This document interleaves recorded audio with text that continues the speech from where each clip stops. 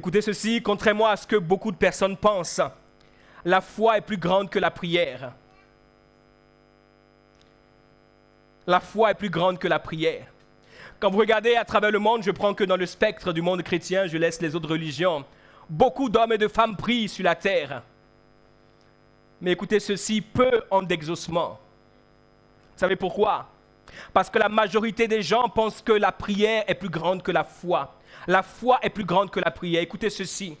La foi se suffit à elle-même sans la prière. Mais la prière ne peut pas se suffire à elle-même sans la foi. C'est pour cela que beaucoup de personnes prient. Ils prient à gauche, ils prient à droite, ils prient devant, ils prient derrière, ils prient en haut, ils prient en bas, ils prient pour A, ils prient pour B, ils prient pour D, ils prient pour C, ils prient pour Z, ils prient pour U, ils prient pour L, ils prient pour M, ils prient pour N, ils prient pour O, ils prient pour P, pour P, mais au final, qu'est-ce qui se passe? Matthieu 21, verset 22.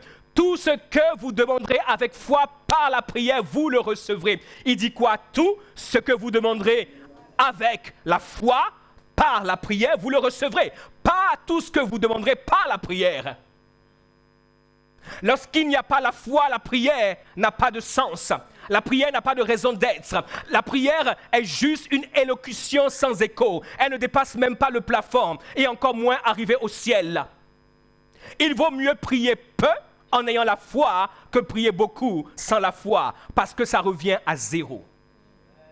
Et si vous voulez être un héros, il vaut mieux ne pas être un zéro.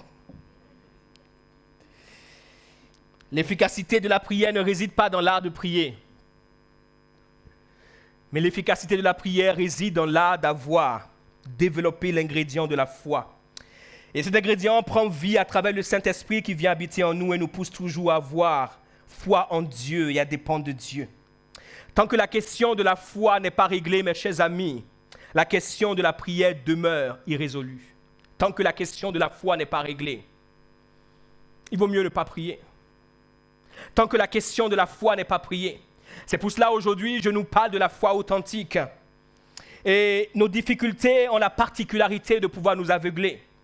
Nos difficultés ont la particularité de nous faire oublier qu'il y a des hommes et des femmes qui ont vécu avant nous, des hommes et des femmes qui sont nos contemporains, qui vivent des choses encore plus éprouvantes que ce que nous expérimentons. C'est pour cela, j'ai choisi de lire. Lorsque vous lisez, vous découvrez toujours qu'il y a quelqu'un qui vit quelque chose de plus compliqué que vous et qui a une solution. Lorsque vous ne lisez pas, vous faites du nombrilisme, vous vous regardez, vous ne voyez que vous, que vos problèmes, que vos montagnes, que vos difficultés, que ce que vous ne pouvez pas faire. Vous n'avez aucune source d'inspiration et vous n'avez aucune aspiration à quoi que ce soit. Mais lorsque tu lis, tu vois qu'il y a des hommes qui ont vécu des choses plus terribles que toi. Tu vois qu'il y a des hommes et des femmes qui sont nés, leur père, leur mère, dans les heures qui ont suivi, les ont abandonnés, mais ils sont devenus des hommes inspirants les plus incroyables. Lorsque tu lis, tu découvres qu'il y a des hommes et des femmes qui ont traversé des génocides, mais cela n'a pas entaché leur foi en Dieu. Lorsque tu lis, tu découvres d'histoires d'hommes et de femmes qui sont allés au bout d'eux-mêmes, à des endroits où on les espérait pas, où on ne les voyait pas. Lorsque tu lis, tu découvres quelque chose qui est plus grand que tes problèmes. Mais lorsque tu ne lis pas, tu demeures dans l'ignorance qui un jour ou l'autre te tuera. Et si tu veux vivre cette vie chrétienne, sois quelqu'un qui lit. Commence par la parole de Dieu, parce que c'est la plus grande source, et j'en parlerai plus tard, de la foi authentique. Hébreux 11, un chapitre excellent sur la foi. Dans le parcourir rapidement, et je vous donnerai aussi quelques points concernant cette foi authentique. Or la foi, mais où est donc ornica? Conjonction de coordination. Or la foi, La foi est une ferme assurance de quoi? Des choses qu'on espère.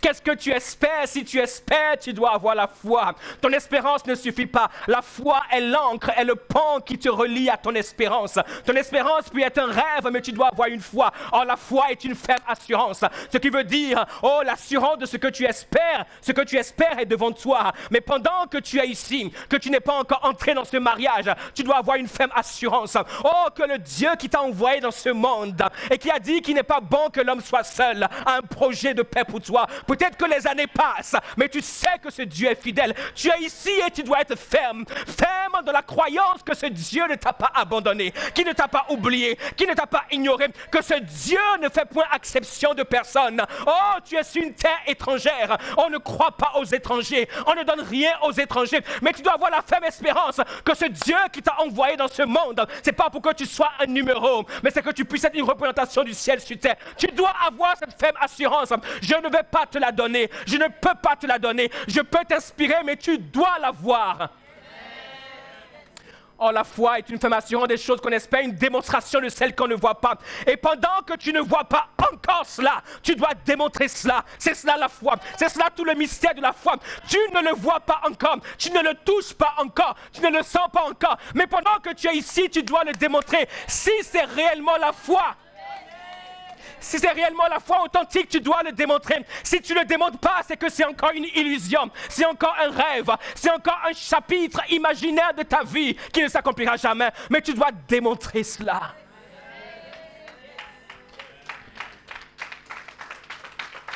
Je me rappelle, il y a quelques années, Pasteur Mohamed Sanogo, nous étions avec lui et il parlait à une de nos amies qui vraiment éprouvait des difficultés par rapport au mariage, trouvait que le temps était lent. Et il lui dit, mais pourquoi est-ce que pendant que tu es dans le temps présent, tu continues pas te comporter comme une femme célibataire? Pourquoi tu ne rentres pas chez toi le soir, au moment où les femmes mariées rentrent pour voir le mari, et tu ne dresses pas la table en mettant devant toi le plat de ton mari, et en disant, chérie, qu'est-ce que tu veux manger ce soir? Chérie, qu'est-ce que tu aimerais que je fasse pour toi ce soir? Qu'est-ce que tu es en train de faire? Tu démontres ce que tu ne vois pas encore. La plupart des chrétiens courent après la prière. Ils écoutent toutes les prédications du monde. Le lundi, le mardi, le mercredi, le jeudi, le vendredi, le samedi, le dimanche. Ils n'ont aucune foi et ils s'étonnent de ne rien voir. C'est juste normal.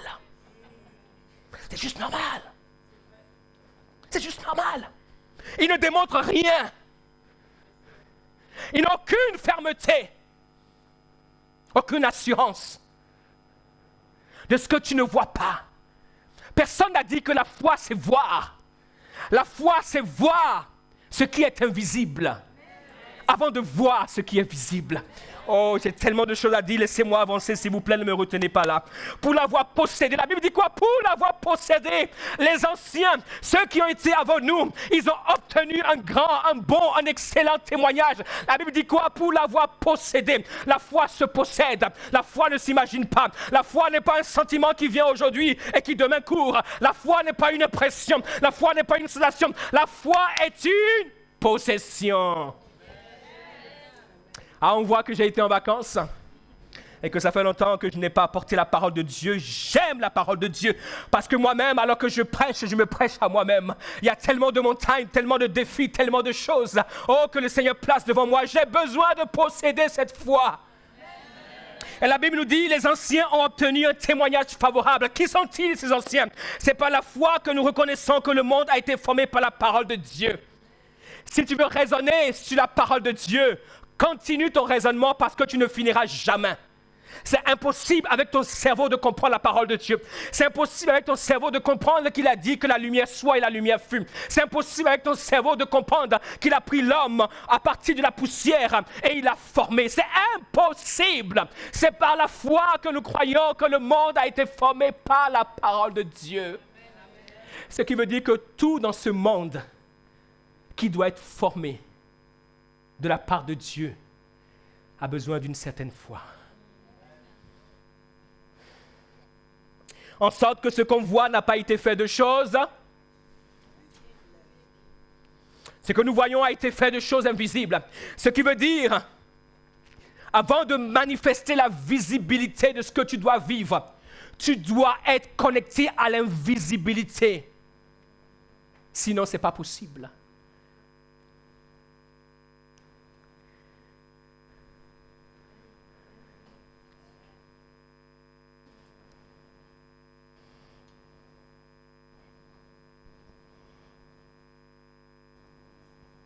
Si je devais regarder les choses visibles, je ne serais pas pasteur encore aujourd'hui. Ce qui me permet de traverser le temps, et je vous donnerai peut-être des témoignages, ce qui me permet de pouvoir avancer malgré ce qui se passe, c'est parce que j'ai vu quelque chose. Si tu n'as rien vu d'invisible, les humains vont te tuer avant ton temps. Le monde te tuera avant ton temps. Les circonstances te tueront avant ton temps. Le non qu'on te dira te tuera avant ton temps. Les oppositions te tueront avant ton temps. Si tu n'as pas vu quelque chose d'invisible, c'est pour cela qu'il vaut mieux t'arrêter et voir d'abord l'invisible avant de commencer. Que Dieu nous aide. C'est par la foi qu'Abel offrit à Dieu un sacrifice plus excellent que celui de Caïn. Lorsque vous regardez l'histoire d'Abel et de Caïn, Dieu ne leur a pas dit quel sacrifice il fallait apporter. Dieu leur a dit, apportez-moi un sacrifice. Et la Bible nous dit que Abel a offert un sacrifice excellent par la foi. La foi nous amène dans les mystères de Dieu. La foi nous amène dans le cœur de Dieu. La foi nous amène à comprendre ce que Dieu attend de nous. Amen. C'est par elle qu'il fut déclaré juste. Dieu approuvant ses offrandes, et c'est pas elle qui parle encore, quoique mort. Lorsque nous avons cette foi authentique, elle nous permet de pouvoir parler, même lorsque nous sommes morts. Lorsque nous avons cette foi authentique, il reste encore des œuvres qui parlent en notre faveur.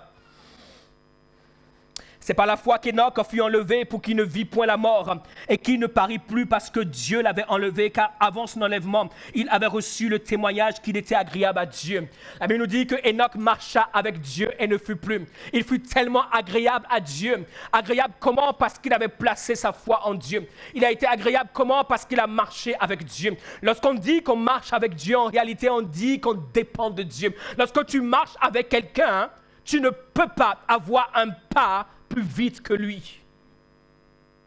Mais nous sommes dans un monde et dans une société où tout le monde est pressé. Et quelquefois, quand vous placez des chrétiens et des gens qui ne croient pas en Dieu, vous ne pouvez pas faire la différence. Ils sont les mêmes à première vue. Pressés. Pressés de quoi? Pressés pourquoi? Enoch marcha avec Dieu, il ne fut plus parce qu'il dépendait de Dieu. Verset 6. Or, sans la foi, il est impossible de lui être agréable. Sans la foi, il est impossible d'être agréable à ce Dieu. Sans la foi, il est impossible d'être agréable. Vous savez pourquoi? Parce qu'on ne dépend pas de lui lorsqu'on n'a pas la foi en lui. Avoir foi en Dieu, c'est dépendre de Dieu. Si nous ne dépendons pas de Dieu, nous ne sommes pas agréables à Dieu. Pourquoi? Parce que Dieu ne se trouve pas agréable en nous ou agréé en nous. C'est pour cela, lorsque quelqu'un, peu importe qui il est, peu importe son histoire, choisit, je dis bien choisit, parce que ce n'est pas facile de dépendre de quelqu'un, c'est un choix. Choisit de dépendre de Dieu, Dieu se satisfait de cette personne. Car il faut que celui qui s'approche de Dieu, premièrement, croit qu'il existe, et deuxièmement, qu'il est le rémunérateur. C'est pour cela, lorsque la foi est en nous, alors que nous sommes dans le présent, nous savons que notre futur est garanti. Je sais que ce Dieu va me rémunérer demain. Je ne suis pas fou de venir le servir tout le temps, mes chers amis. Rassurez-vous, s'il y a quelqu'un qui est fou, ce n'est pas moi. Je suis quelqu'un d'hyper pragmatique. Dans la vie, je suis extraordinairement pragmatique. Si je suis Dieu depuis toutes ces années, faites-moi confiance. Je sais ce que je fais. Comme je pense que je l'ai déjà raconté plus d'une fois, à l'école, le premier jour de la rentrée, pour vous qui allez faire la rentrée, le premier jour de la rentrée ou la première semaine, j'observe toujours les personnes qui prennent le mieux les notes. Et c'est souvent des femmes, des filles. Et vous savez ce que je faisais, moi? Je leur demandais de me passer le cahier. Je photocopiais les cahiers et je croisais les informations. Et c'est comme ça que je faisais mes révisions. Donc, pour être pragmatique, je le suis. Donc, si je suis Dieu, c'est que je suis pragmatique vis-à-vis de Dieu.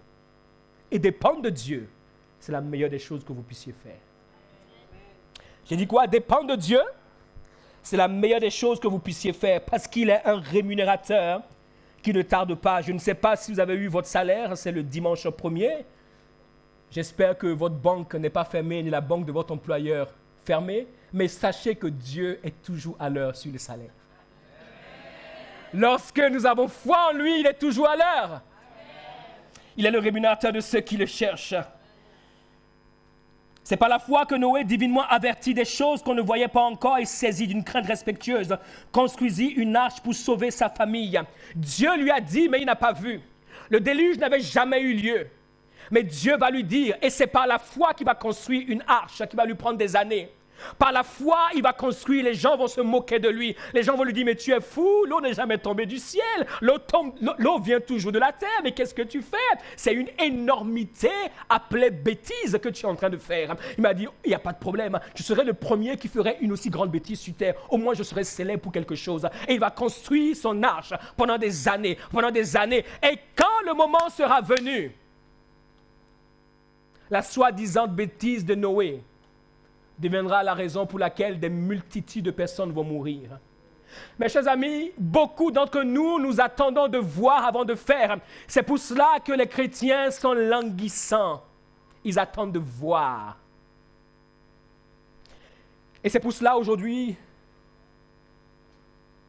la majorité des chrétiens ne savent pas voir où est Dieu parce qu'ils comptent sur ce qu'ils voient dans le naturel.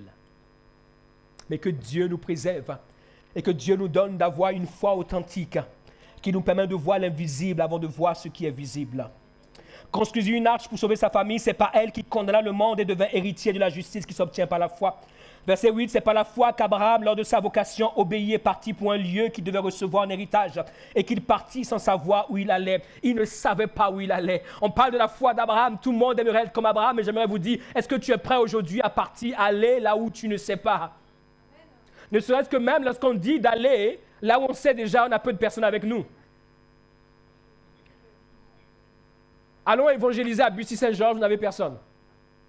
Maintenant, allons évangéliser, on ne sait pas où. Là, vous pouvez être sûr, vous pointez un 0. Mais Abraham alla là où il ne savait pas, par la foi. Il prend sa famille, il embarque Sarah, ses serviteurs, tout son bétail, tout son troupeau, son neveu Lot avec les serviteurs de Lot, et ils s'en vont. On va où? Tu dépends de moi. Je te dirai où il faut aller. Nous parlons de la foi, pas seulement de la foi, mais je parle de la foi authentique. La vraie foi, des fois, te pousse à pouvoir aller là où tu ne sais pas. À pouvoir attendre dans un endroit qui s'appelle un sas. Un sas, c'est un lieu qui est entre le lieu que tu as laissé et le lieu où tu penses aller, mais tu n'es pas encore arrivé. Et Abraham va connaître cette transition. C'est par la foi qu'il vint s'établir dans la terre promise, comme dans une terre étrangère, habitant sous des tentes. Il était sous des tentes, mais ce qu'il faut savoir, c'est que cette terre-là était la terre d'héritage pour sa descendance. Mais lui, il était sous des tentes. Il était un étranger parmi les étrangers. Il était là au milieu d'eux. Pourquoi? Parce que par la foi, il savait que cette terre lui appartiendrait. Et vous savez ce que Dieu lui a fait? Dieu lui a fait faire. Dieu lui a dit, lorsqu'il est arrivé, parcours le pays. Ça s'appelle la démonstration. La foi est une femme assurant des choses qu'on espère, une démonstration de celles qu'on ne veut pas. Dieu lui a dit, parcours le pays. Pourquoi? Parce que lorsque tu es chez toi, tu ne dors pas au salon. Lorsque tu es chez toi, tu ne manges pas aux toilettes. Lorsque tu es chez toi, tu parcours la maison. Lorsque tu es chez toi, toutes les pièces sont à toi. Lorsque tu es chez toi, tu n'es pas un esclave. Dieu va lui dire, parcours la terre parce qu'elle t'appartient. Il était étranger. Il avait quitté sa nation et il vient, il y a des peuples. Et Dieu lui dit, parcours parce que c'est à toi. La foi te pousse à parcourir une terre. Je me rappelle, lorsque nous sommes arrivés à Bussy-Saint-Georges, la première année, Dieu nous a dit, vous ne faites absolument rien, mais parcourez cette terre. Et nous marchions dans la ville. Et nous prions dans la ville pendant 1 an. Tout le monde s'attendait à ce que nous puissions commencer le ministère. Des gens nous appelaient de gauche à droite. Oh, venez prêcher. J'ai refusé de prêcher parce que Dieu m'a dit quelque chose. Je parcourais. Ma dépendance n'est pas vis-à-vis de ce que je fais. Ma dépendance est vis-à-vis de Dieu.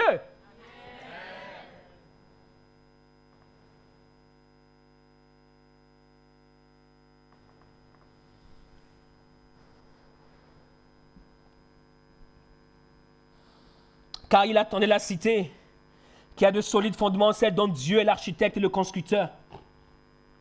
C'est par la foi que Sarah elle-même, malgré son âge avancé, fut rendue capable d'avoir une postérité. La foi rend capable certaines choses. La foi ne tient pas compte des limites. Écoutez ceci, s'il vous plaît, même des fois, je vous encourage à faire attention à certains chrétiens. Parce que être chrétien n'est pas synonyme d'avoir la foi. Et je peux vous le dire en tant que pasteur. Et je vous conseille, si vous constatez que vous avez un frère, une sœur, qui n'a pas la foi, ne l'insultez pas, ne jugez pas, mais prenez tranquillement vos distances le temps que la foi lui revienne.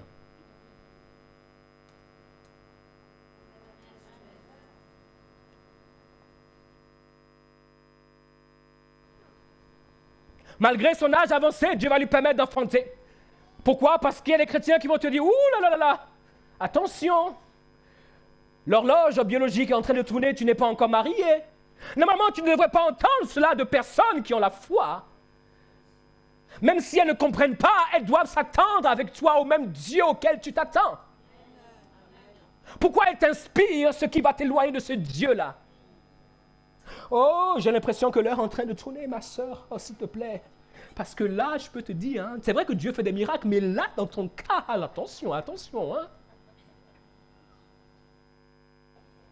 Et c'est comme cela que certains sont poussés à aller chercher, non pas un prince charmant, mais un loup déguisé.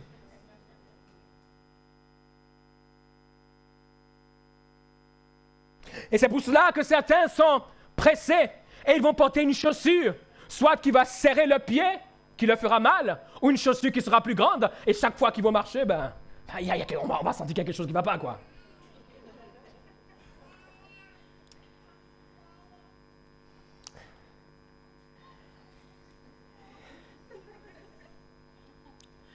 Fut rendue capable d'avoir une postérité parce qu'elle a cru à la fidélité de celui qui avait fait la promesse.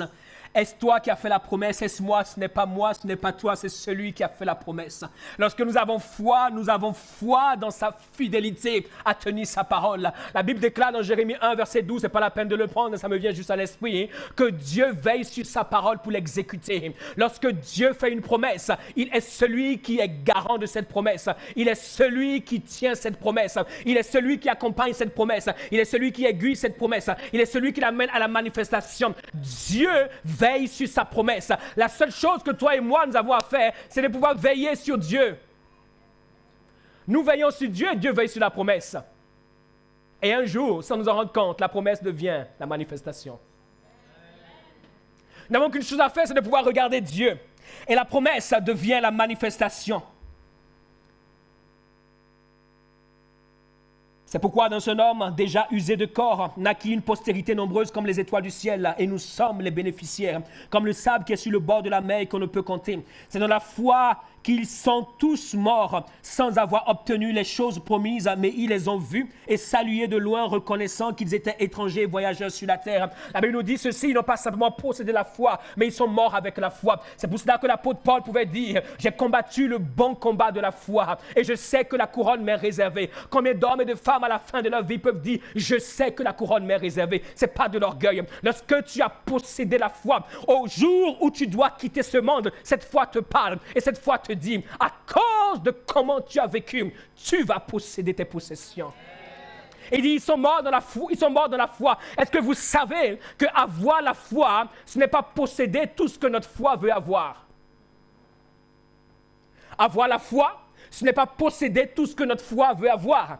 Pourquoi? Parce que ces hommes, ces femmes sont morts dans la foi, mais ça n'a pas enterré leur foi, parce que ce qu'ils ont vu, Dieu est celui qui veille sur cela. Lorsque Ésaïe a vu le Messie, il est mort dans la foi qu'un jour Israël va connaître un Messie. Il est mort dans cette foi, et 800 ans après, la Bible nous dit qu'à Bethléem, alors qu'il n'y avait pas d'autel pour recevoir Marie, dans une étable, oh, le roi de l'humanité est né, et des mages sont venus de l'Orient pour pouvoir l'adorer. Ils ont ont apporté l'or, l'argent, la myrrhe. Ésaïe est mort dans la foi. Il avait vu le Messie, mais il ne l'a pas vu physiquement. Tu peux avoir la foi et mourir dans la foi. Et je prie pour toi que tu puisses avoir cette foi authentique. Aujourd'hui, nous avons beaucoup d'hommes et de femmes. Vous les avez dit, Dieu m'a déçu. Quel est ce Dieu que tu sais qui peut te décevoir?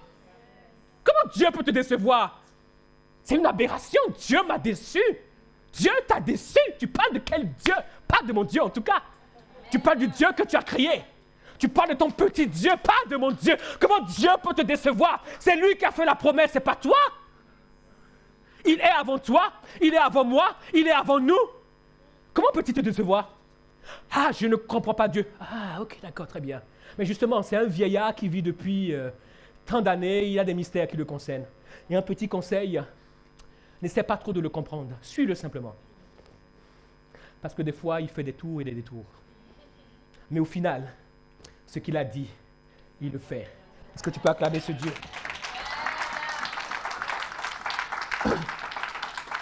C'est par la foi qu'Abraham offrit Isaac lorsqu'il fut mis à l'épreuve et qu'il offrit son fils unique. La Bible nous dit en réalité, ce sacrifice qu'il a fait, c'est par la foi qu'il a fait. Et il ne l'a pas fait intellectuellement, il l'a fait par la foi. Par la foi, il a offert. Et regardez ce que la Bible nous dit. Lorsqu'il a offert Isaac, il croyait en la résurrection, en n'ayant jamais vu de résurrection, en n'ayant jamais entendu parler de résurrection. Mais il croyait. Si ta foi te permet de croire simplement ce que le commun des gens croient, j'aimerais te pousser en cette rentrée à pousser ta foi un peu plus loin. Il y a une dimension de foi qui consiste à voir ce que Dieu voit. Il pensait en la résurrection, et vous savez pourquoi, à mon avis?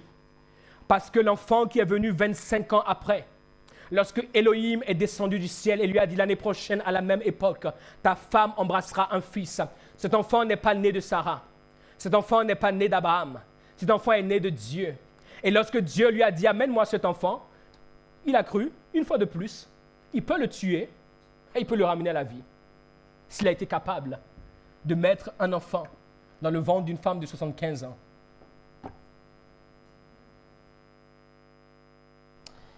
Que Dieu nous aide à avoir cette foi authentique par le Saint-Esprit. Il pensait que Dieu est puissant. La Bible nous dit, il pensait que Dieu est puissant. Cette foi l'a poussé à penser certaines choses. Est-ce que tu penses que Dieu est puissant pour faire encore au XXIe siècle, ici en France, ici en Île-de-France, ici à Bussy-Saint-Georges, ou que sais-je, où tu habites en Île-de-France, des choses qui ne sont jamais arrivées? Est-ce que tu as cette foi? Ou est-ce que tu crois en la foi que tout le monde a? La foi de pouvoir acheter une maison, gloire à Dieu. Mais tu n'as pas besoin de Dieu pour avoir la foi d'acheter une maison, la foi d'acheter une voiture, gloire à Dieu. Mais tu n'as pas besoin de Dieu pour acheter une voiture, la foi pour avoir un travail. Mais en réalité, tu n'as pas besoin de Dieu pour avoir un travail. Et d'ailleurs, si tu es une belle femme, une belle fille dans cette génération, tu peux vite avoir un travail sans Dieu.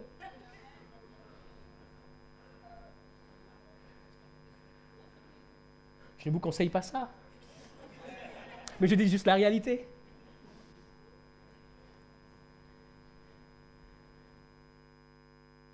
Merci. T'es soucié de moi. Merci beaucoup. Mais j'aime transpirer comme ça. Oh, que Dieu nous aide.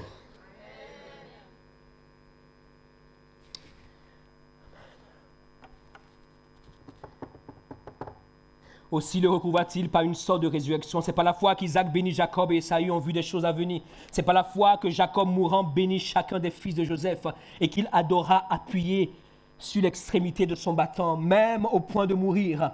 Même à quelque temps de mourir, la Bible nous dit que son adoration n'avait pas changé. Pourquoi? Parce qu'il avait cette foi. Il avait rencontré ce Dieu. Lorsqu'il avait fui la maison de Laban et qu'il devait retrouver Ésaü, il a dit à ses femmes, à ses enfants, à ses serviteurs, à tous ceux qui étaient autour de lui, laissez-moi seul. Et là, il a rencontré ce Dieu-là. Il s'est battu avec l'ange de l'Éternel et il lui a dit, bénis-moi, bénis-moi, je ne te laisserai point partir que tu m'aies béni. Et la Bible nous dit, l'ange lui a dit, et comment t'appelles-tu? Il a dit, je m'appelle Jacob. Il a dit, à partir de ce jour, tu ne t'appelleras plus Jacob, mais tu t'appelleras Israël. À ce moment-là, il y a une foi extraordinaire qui est née en lui. Il savait que maintenant, il avait un nom. Et ce nom, c'est Israël. Et que Israël est indescriptible. Parce que Israël est le nom de l'Éternel. Et lorsqu'il va rencontrer Ésaü, qui est venu avec 400 hommes qui voulaient le tuer, la Bible nous dit qu'il va se prosterner 7 fois. 7 fois, il se prosterne. Et quand Ésaü le voit, au bout de la 7e fois où il s'est prosterné, il n'a pas vu Jacob, il a vu Israël. Et à ce moment, Ésaü va dire, oh mon Seigneur, parce que Dieu avait changé son nom. Quand Dieu change ton nom, Dieu te donne une autre histoire. S'il te plaît, aie foi dans ce Dieu pour qu'il change ton histoire. C'est par la foi que Joseph, mourant, fit mention de la sortie des filles d'Israël et qui donna des ordres au sujet de ses hommes. Lorsque ses frères vont découvrir qui il est, lorsqu'il va se laisser découvrir à ses frères, il leur dira, allez dire à mon père quelle est ma gloire en Égypte. Effectivement, la Bible nous dit ceci, quand vous lisez bien l'histoire, qu'il était devenu le père de Pharaon. Dieu a fait de lui père à Pharaon. Ce qui veut dire que Jacob était extrêmement puissant.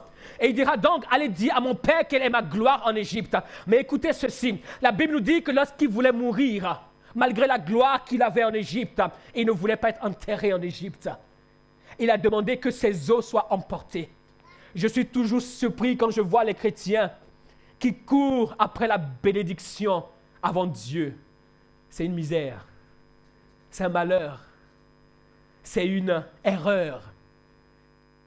Avec toute la gloire qu'il avait en Égypte, il a dit, ne laissez pas mes os être enterrés ici.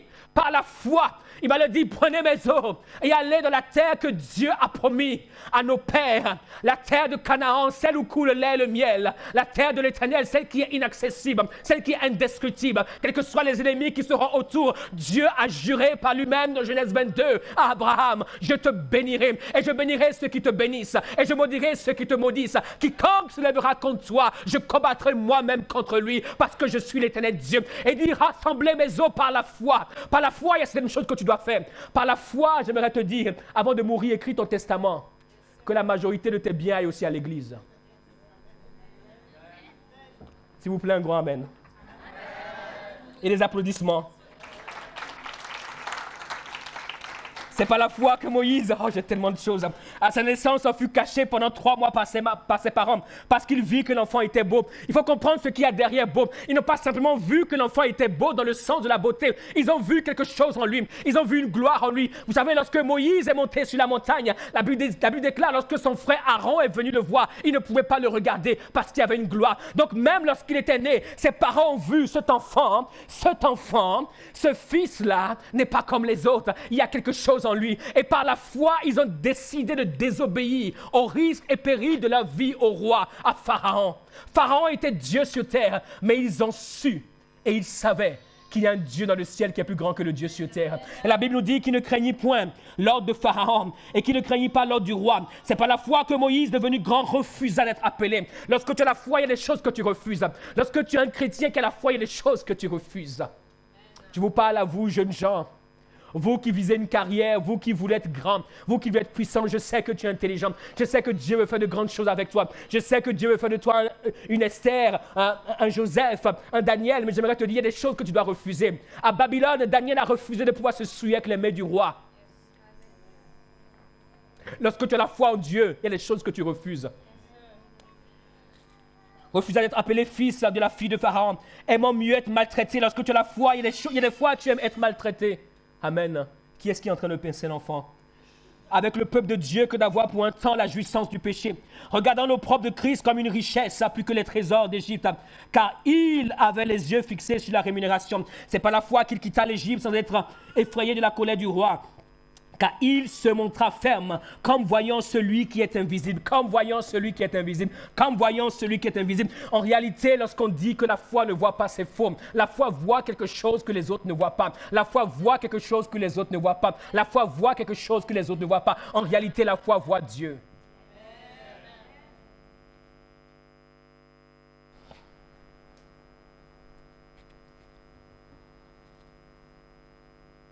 C'est par la foi qu'il fit la Pâque et l'aspersion du sang, afin que l'exterminateur ne touchât pas au premier-né des Israélites. Nous prendrons la Sainte Seine tout à l'heure. Il y a beaucoup de personnes qui ne comprennent pas la signification de ce pain, de ce jus de raisin. Ils le prennent juste, aujourd'hui, voilà, on sent que c'est la rentrée là. Le pain un peu rassis, là, ils ont eu du mal à trouver. Oh, le jus de raisin, avant on avait vraiment un excellent jus de raisin. Maintenant, il faut croire que c'est la récession, l'inflation qui a commencé à l'église aussi. La Bible nous dit que c'est par la foi qu'ils ont fait l'aspersion du sang. Ils ne savaient pas. Mais Dieu leur a dit, faites cela. Ils ont suivi cette instruction par la foi. Et à cause de cette foi, ils ont été gardés. Par la foi, ils ont placé le sang sur les portes et les linteaux et ce Dieu les a préservés. C'est par la foi, la Bible nous dit encore, qu'ils ont traversé la mer Rouge comme un lieu sec. La Bible nous dit comme un lieu sec, ce qui veut dire qu'en réalité, la mer Rouge n'était pas sèche. Vous savez pourquoi? Parce que lorsqu'ils sont passés, à chaque instant où ils marchaient, les eaux pouvaient tomber sur eux. Dieu avait ouvert, mais ils devaient avoir la foi pour traverser. Comprenez ce mystère. C'est par la foi que les murailles de Jéricho tombaient après qu'on eut fait le tour pendant 7 jours. Pareil, une instruction. C'est par la foi que Rahab, la prostituée, ne périt pas avec les rebelles parce qu'elle avait reçu des espions avec bienveillance. Il y a une certaine foi qui te pousse à être connecté à certaines personnes parce que ces personnes vont devenir le tremplin d'une destinée glorieuse qui t'attend. Et je prie que tu aies cette foi. Et que dirais-je encore, car le temps me manquerait comme moi cet après-midi pour parler de Gédéon, de Barak, de Samson, de Jephthé, de David, de Samuel, des prophètes. Qui par la foi, on fait quoi? Vainquir. Exercer la justice, obtenir des promesses, fermer la gueule des lions, éteignir la puissance du feu, échapper aux tranchants de l'épée, guérir de leur maladie, furent vaillants à la guerre, mirent en fuite des armées étrangères. Des femmes recouvrirent leur mort par la résurrection, d'autres furent livrées au tourment et n'acceptèrent point la délivrance, afin d'obtenir une meilleure résurrection. D'autres subirent les moqueries, le fouet, les chaînes, la prison, furent lapidés, sciés, torturés, moururent, tués par l'épée. Ils allèrent ça et là, vêtus de peau de brebis et de peau de chèvre, dénués de tout, persécutés, maltraités. Eux dont le monde n'était pas dit, errant dans les déserts et les montagnes, dans les cavernes et les andes de la terre. Tout cela à la foi desquels il a été rendu témoignage, n'ont pas obtenu ce qui était promis. Ils ont donné leur vie, mais ils n'ont pas obtenu. Ils ont été sciés, mais ils n'ont pas obtenu. Oh, ils sont morts, mais ils n'ont pas obtenu. Ils ont été frappés, mais ils n'ont pas obtenu. On s'est moqué d'eux, mais ils n'ont pas obtenu. Néanmoins, la foi qu'ils ont possédée, ils sont morts dans cette foi-là. Dieu ayant vu quelque chose de meilleur pour nous, afin qu'ils ne parvinssent pas sans nous à la perfection. Il n'y a rien de plus pratique que la foi authentique. Mes chers amis, il n'y a rien de plus pratique que la foi authentique. Si ces hommes n'ont pas obtenu, parce que Dieu voulait qu'ils parviennent à ce que nous avons, ce qui veut dire que si nous vivons le même niveau de foi qu'eux, c'est qu'il y a un problème.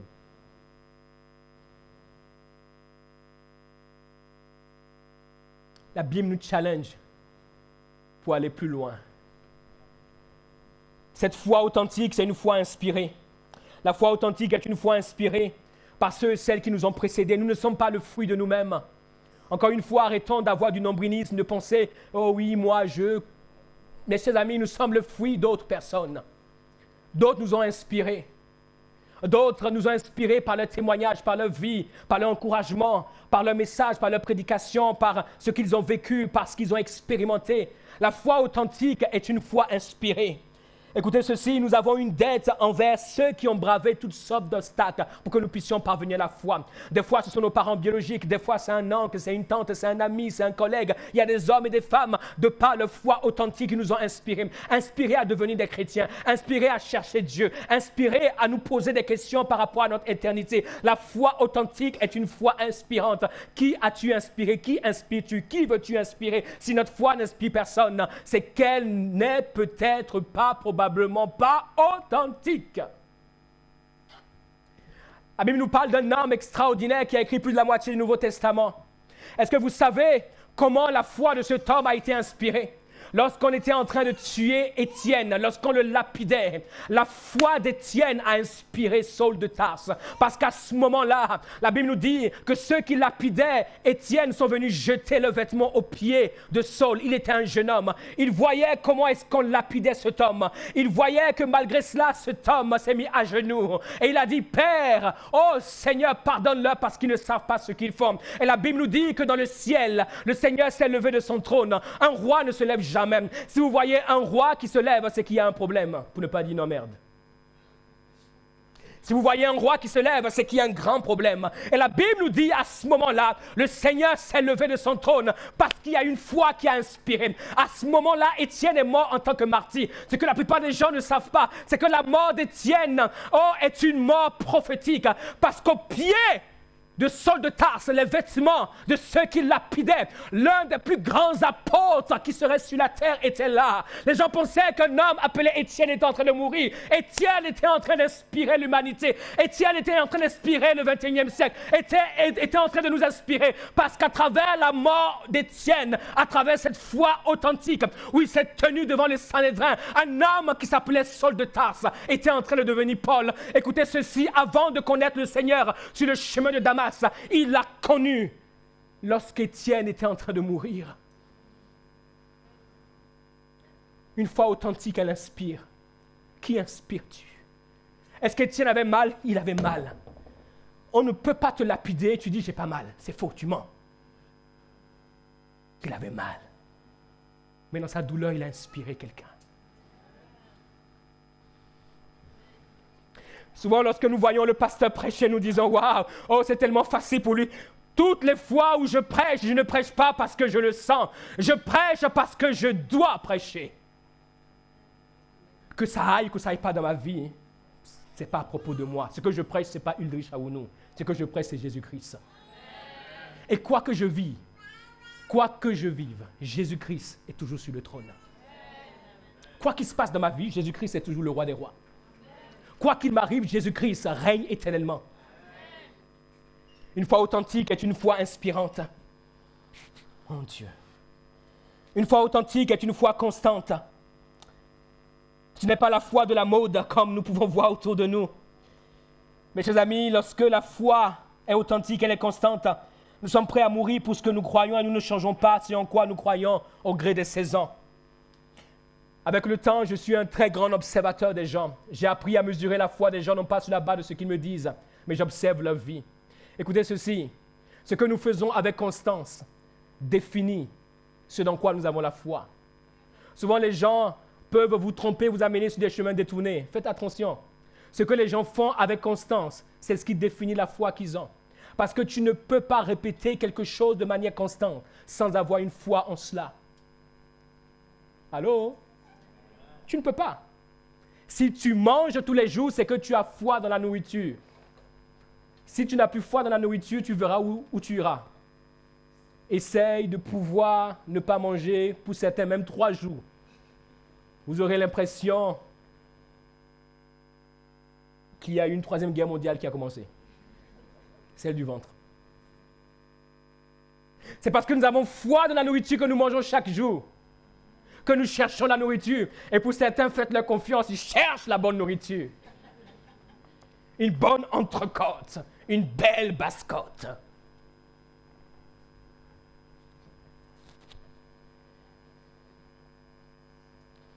Tu penses que le Seigneur t'appelle à être pasteur, alors où est ta constance à t'occuper des brebis? Tu penses que le Seigneur t'appelle à être un évangéliste? Où est ta constance à aller chercher les âmes? Tu penses que le Seigneur t'appelle à être un prophète? Où est ta constance à te tenir dans le lieu de la prière? Tu penses que le Seigneur t'appelle à être un enseignant? Où est ta constance à pouvoir méditer, lire la Bible? Pas quand tu le sens, pas quand tu le ressens, pas quand tu en as envie, mais parce que tu crois dans ce à quoi tu as été appelé. Si tu crois en quelque chose, tu as une constance pour pouvoir faire et vivre cette chose, parce que tu crois en cela.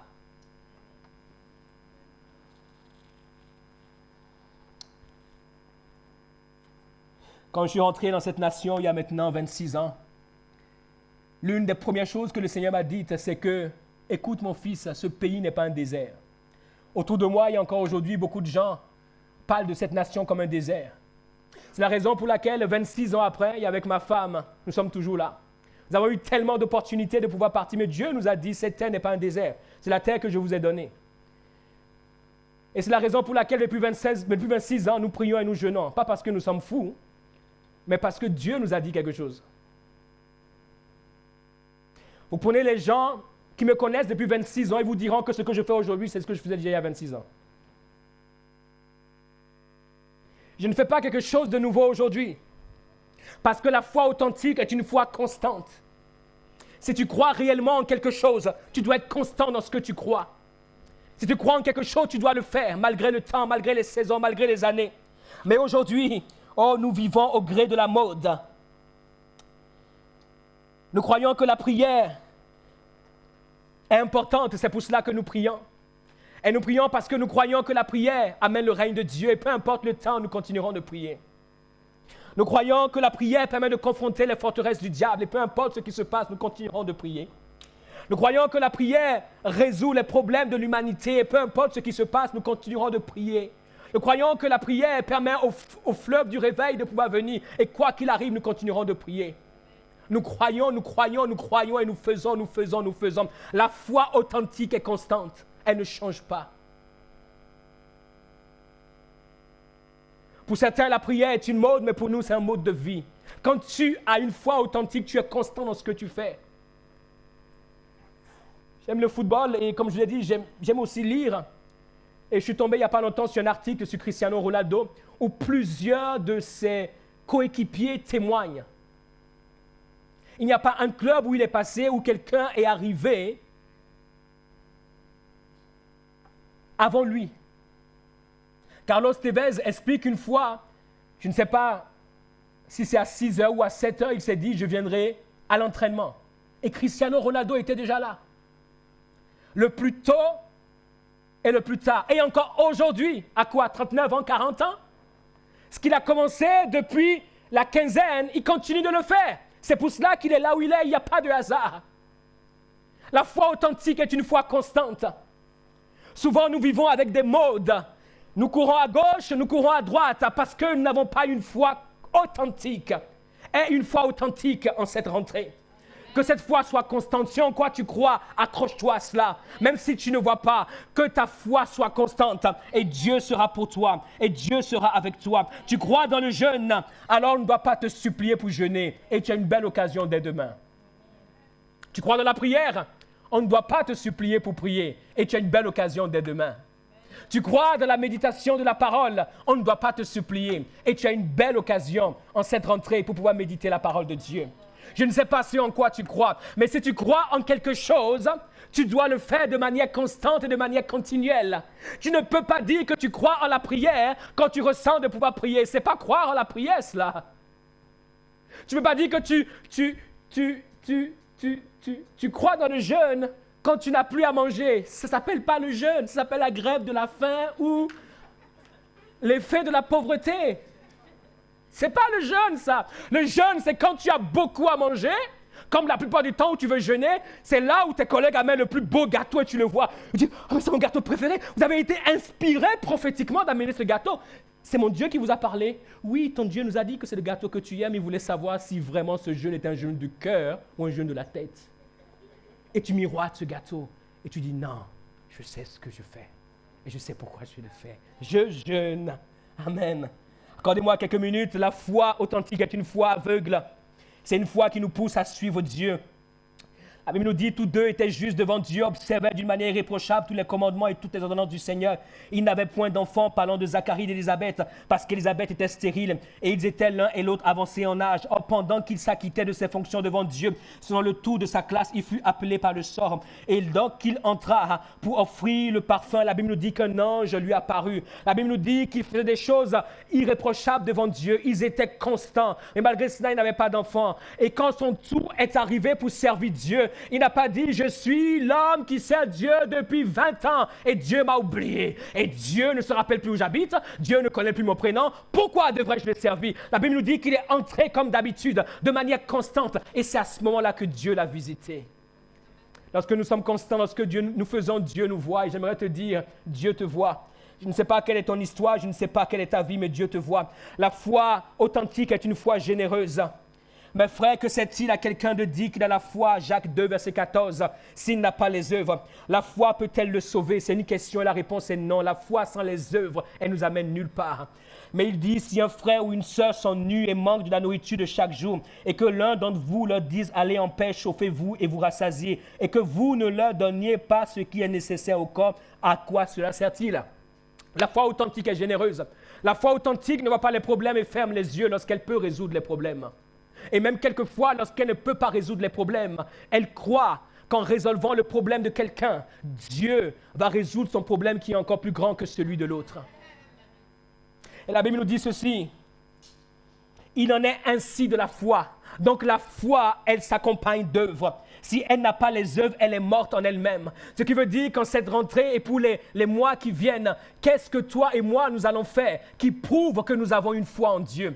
La foi, ce n'est pas juste venir à l'église, c'est trop facile.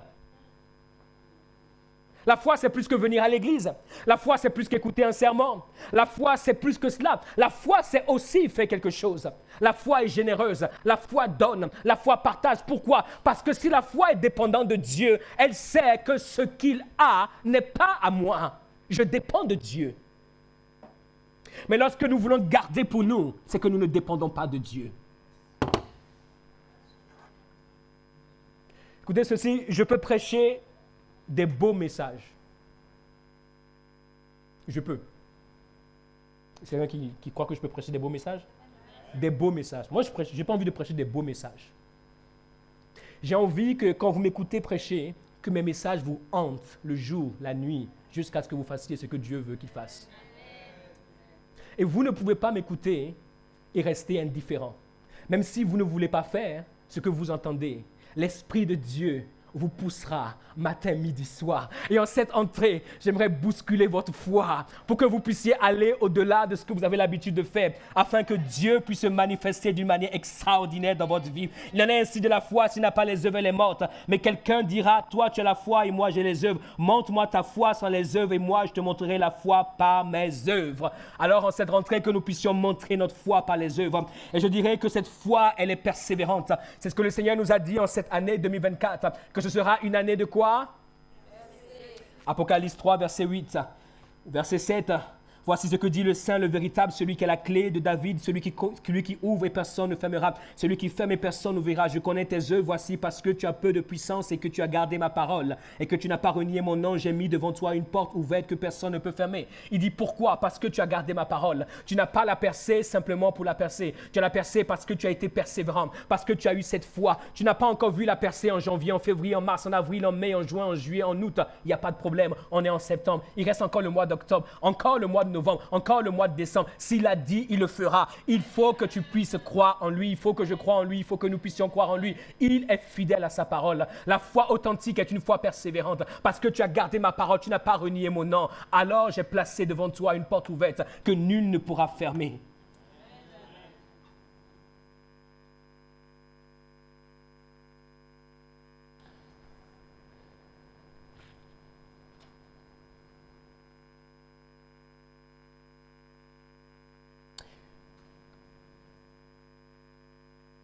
Je mentirais si je vous disais que cette foi est facile. Lorsque vous lisez Hébreux 11, vous voyez la vie de ces hommes, de ces femmes qui ont été cités, et que vous lisez votre Bible, comme la majorité des gens, vous vous arrêtez au verset 40. Mais lorsque vous continuez votre lecture, Hébreux 12, verset 1, qu'est-ce que la Bible nous dit? Il raconte l'histoire de ces hommes, de ces femmes que nous avons lues. Il dit maintenant, nous donc aussi, nous sommes environnés d'une si grande nuée de témoins. Ces hommes, ces femmes dont il est question dans Hébreux 11, nous regardent comme dans une course de relais. Lorsque tu as couru ta course et que tu as payé un prix extraordinaire, tu as fait tes 100 mètres, et que tu donnes le relais à Joris, tu attends et tu regardes. Tu espères quoi? Qu'il fasse moins que toi? Non, au minimum comme toi et plus que toi. Lorsque tu as donné ton bâton de relais à Usain Bolt, tu attends quoi? tu attends qu'il aille plus loin. Lorsque tu as donné ton bâton de relais à Alexis, tu attends quoi? On va prendre des femmes quand même. Lorsque tu as donné ton bâton de relais à Myriam, tu attends quoi? La Bible nous dit, nous sommes environnés. Ouvrons nos yeux. Abraham, Isaac, Jacob, Daniel, Joseph, Esther, Déborah, ils nous regardent. Ces hommes et ces femmes ont vécu en croyant en son Dieu. Et il dit, rejetons tout fardeau et le péché qui nous enveloppe si facilement. Ah, c'est ce péché-là qui a corrompu l'esprit avec lequel Dieu les avait créés. Il dit quoi? Rejetons le péché qui nous enveloppe si facilement. Parce que chaque fois que le péché nous enveloppe, il nous empêche de dépendre de Dieu. Et il dit, courons avec persévérance dans la carrière qui nous est ouverte. La porte est ouverte, mais nous ne pouvons pas y aller s'il n'y a pas une persévérance dans notre cœur. Verset 2. Ayant les regards sur Jésus, voici la clé de la foi authentique. La foi authentique se trouve en Christ. Ayant les regards fixés sur Jésus, malgré le péché qui nous enveloppe si facilement, malgré les contradictions de la vie, malgré le fait que nous ayons été écoutez ceci, nous avons été en vacances. Les vacances nous ont donné du repos et du répit, mais les vacances n'ont pas résolu nos problèmes. Ils sont là, ils nous attendent. Et les vacances sont déjà derrière. Il faudra bien faire quelque chose avec ces problèmes. Il faudra les résoudre. Et il dit ceci, ayant les regards sur Jésus, et en cette rentrée, s'il nous plaît, ayant les regards sur Jésus, qui est quoi? Il est l'auteur de la foi. C'est lui l'auteur de la foi authentique. Chaque fois que nous regardons Jésus, nous ne pouvons pas voir un sacrifice plus grand que le sien. Chaque fois que nous regardons Jésus, nous voyons en lui la source d'inspiration pour aller plus loin. Celui qui, à cause de la joie en vue ou devant lui, qui lui était réservé, a souffert la croix, méprisé l'ignominie et s'est assis à la droite du trône de Dieu. C'est pour cela, lorsqu'il va voir Étienne, il était assis à la droite du trône de Dieu. Lorsqu'il va voir Étienne, il va se lever parce que Étienne a fait quoi? Étienne avait le regard sur lui. Étienne a vécu en ayant les regards sur Jésus. Et Jésus a été inspiré par Étienne au point de pouvoir se lever de son trône. Il regardait, il dit, je n'ai jamais vu ça dans l'histoire de l'Église. C'est la première fois que je vois une telle personne. Et les anges regardaient avec moi ce spectacle extraordinaire. Il s'appelle Étienne. Lui, c'est mon fils. Lui, c'est mon bien-aimé. Lui, c'est quelqu'un qui a reçu ma grâce. Regardez ce qu'il fait. Oh, attention, c'est le dernier coup de pied. Attention. Oh, il est mort, Étienne. Il est mort pour moi.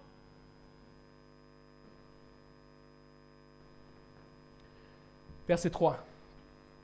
Considérez en effet celui qui a supporté contre sa personne une telle opposition de la part des pécheurs, afin que vous ne vous lassiez point l'âme découragée, afin que vous ne vous lassiez point l'âme découragée, afin que nous ne nous lassions point l'âme découragée. Ce qui veut dire que nous pouvons avoir l'âme découragée, mais nous n'avons pas le droit de nous lasser. Nous pouvons être découragés, comme David dans 1 Samuel 30 à Tsiklag. Il était découragé, la Bible nous dit qu'il a pleuré de toutes ses larmes. Il n'avait plus de larmes. Et les gens voulaient le lapider. Ceux qui avaient été avec lui, ceux qui l'ont inspiré voulaient le lapider. Mais écoute-moi, si tu es découragé, ne sois pas fatigué. Parce que si tu es découragé et que tu es fatigué, tu vas mourir. Tu peux être découragé, mais ne sois jamais fatigué. Quel que soit comment le découragement te plie, tu dois avoir cette foi qui te pousse à te relever. Et à te dire, même si je ne vois pas, je crois qu'il y a un Dieu qui va se glorifier. Ne vous lassez point l'âme découragée. Vous n'avez pas encore résisté jusqu'au sang en luttant contre le péché. Voici ce que la Bible nous dit. Tu n'as pas, je n'ai pas, nous n'avons pas encore résisté jusqu'au sang en luttant contre le péché. Quel que soit ce qui nous empêche d'avancer. J'aimerais que nous puissions nous lever dans la présence de notre Dieu. En cette rentrée, Dieu a un plan pour ta vie. Dieu a un plan pour moi. Dieu a un plan pour toi. Dieu veut que tu puisses avoir cette foi authentique qui va t'amener à être en tes mains un instrument, une source d'inspiration, une source d'encouragement, une source de relèvement, une source de générosité, une source de partage, une source de conviction. Et je prie pour chacun d'entre nous que l'Éternel Dieu soit ce Dieu que nous servons avec force, avec véhémence et avec courage. Comme vous le direz, ma femme, elle peut le confirmer. Ça fait 18 ans qu'elle vit avec moi, donc s'il y a bien quelqu'un qui peut le dire, très souvent, mes découragements ne dépassent pas 48 heures. 48 heures, c'est que ce découragement a atteint vraiment le max du max. Je le donne en général pour la majorité d'entre eux 24 heures. 24 heures pour être découragé. Et quand c'est comme ça, je ne parle pas. Je ne dis rien. Je suis là, je ne dis rien. Je ne dis rien. Parce qu'il ne faut rien dire. Quand tu es découragé, tu commences par parler, tu vas dire des choses qui vont devenir plus grandes que le découragement que tu es en train de vivre. Parce que quand tu es découragé, tu dis des bêtises. Quand tu es découragé, tu dis des bêtises. Dieu m'a abandonné. Quel est ce Dieu que je sers? Oh, pourquoi il permet ça? Oh, j'aurais bien fait de ne jamais croire en lui. Tu dis des bêtises, c'est des bêtises. Et après, tu regrettes ces bêtises. Et des fois, c'est compliqué de sortir de ces bêtises. Parce que ces bêtises sont liées. Et quand je suis découragé, je me tais. Je me tais pendant 24 heures. Et des fois, je me terre. Là, je suis terré, là, quelque part. Je ne dis rien. Et elle sait, il est en train de vivre ces 24 heures, elle regarde l'heure passer. Elle regarde, elle regarde, elle regarde. Et puis comme si de rien n'était, oh chérie, comment vas-tu? Ça va bien? Alléluia. Oh, je crois que le Seigneur veut que je fasse ceci, que le Seigneur veut que je fasse cela. Oh, je pense, qu'on va faire 7 jours de jeûne et de prière. Oh, je crois qu'on va se mettre, s'isoler sur une montagne et chercher la face de Dieu. Comme si de rien n'était. Parce que l'esprit qui est en toi te rappelle que le Dieu qui t'a suscité, ne t'a pas mené jusqu'à ce point pour te laisser. L'esprit qui est en toi te rappelle que le Dieu qui a été avec toi, le Dieu qui a fait, quand je regarde comment je suis né, vous avez entendu l'une de mes tantes qui a partagé, j'avais même pas 2 ans et je devais mourir. Quand tu vois cela, tu comprends que tu es un miracle. Ce n'est pas ces petits problèmes-là qui vont te tuer. Même s'ils te font mal, ils ne doivent pas te tuer. Oh, tu te relèves et tu dis, c'est possible. Nous espérons que vous avez été édifiés et inspirés par cet enseignement. Nous vous invitons à continuer à nous suivre via nos réseaux sociaux. Si vous le souhaitez, vous avez la possibilité de soutenir notre vision de former des disciples authentiques à travers nos liens PayPal, Helloasso et RIB. Nous nous réjouissons aussi à l'idée de vous accueillir lors de nos célébrations hebdomadaires dont les horaires sont indiqués sur nos pages Instagram et Facebook. Demeurez abondamment bénis